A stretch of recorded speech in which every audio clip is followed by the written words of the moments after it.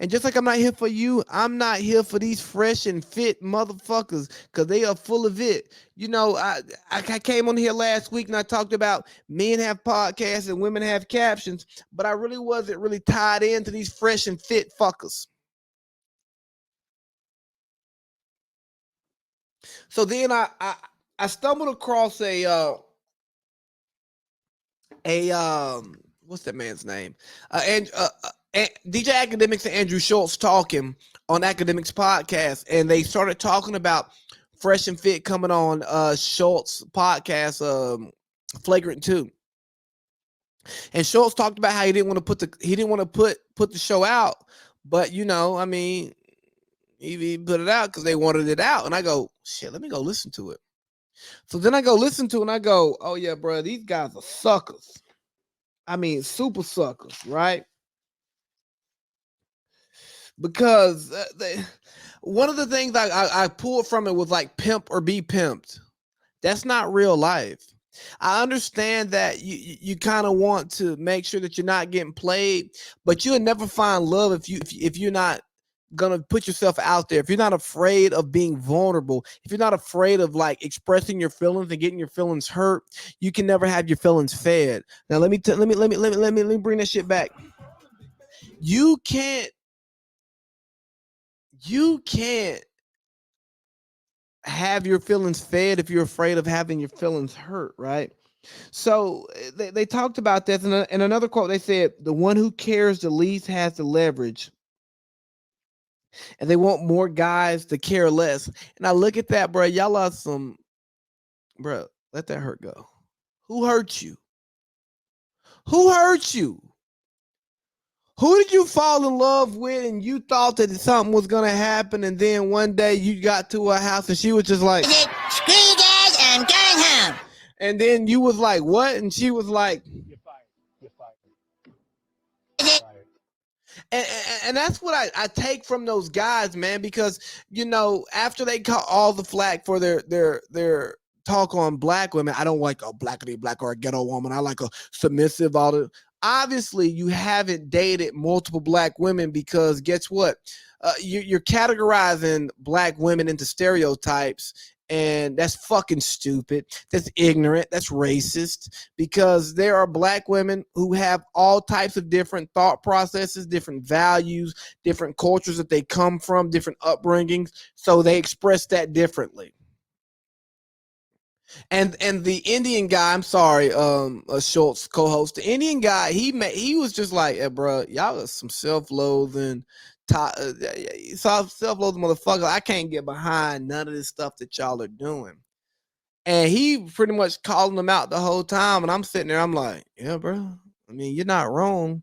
And because of his sense of Indian pride, the fact that he wouldn't shit on Indian women, the fact that he's married to an Indian woman, again, his culture pretty much demands that. He's like, bro, if y'all can't see what y'all are doing as being negative, then y'all just don't get it.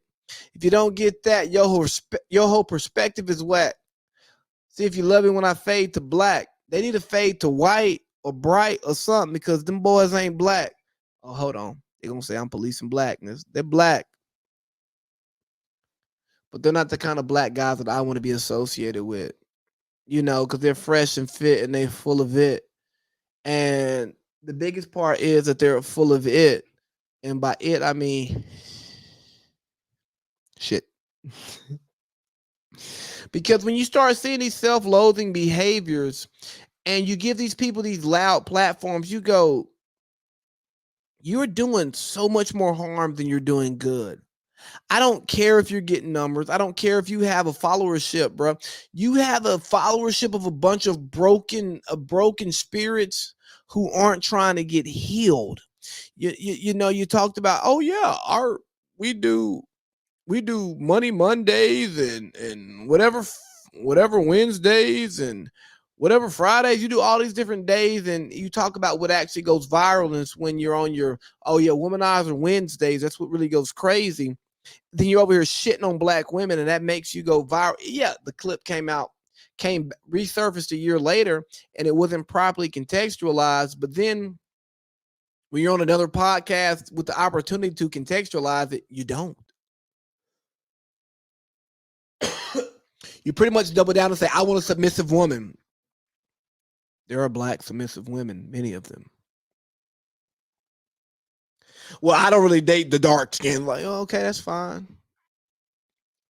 There's nothing wrong with that.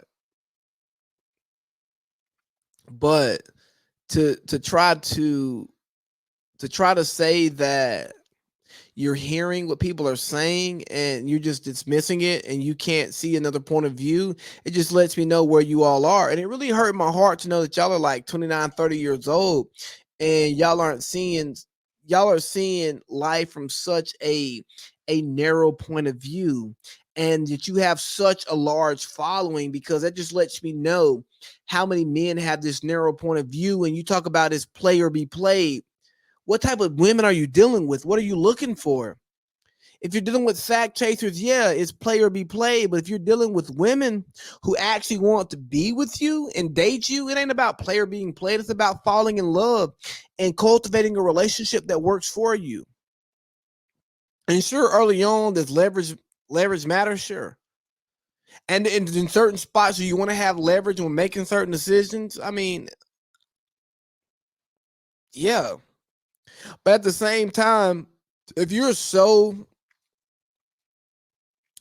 caught up on leverage in your relationship, you're not going to have a relationship. And these guys talk about, well, I'm multiple women, so I don't worry. Yeah, well, and the best way to have your woman act right is to keep on her toes and all. I mean, maybe keeping her on her toes is what works, right? Or like Schultz said, like that's what gets you cheated on.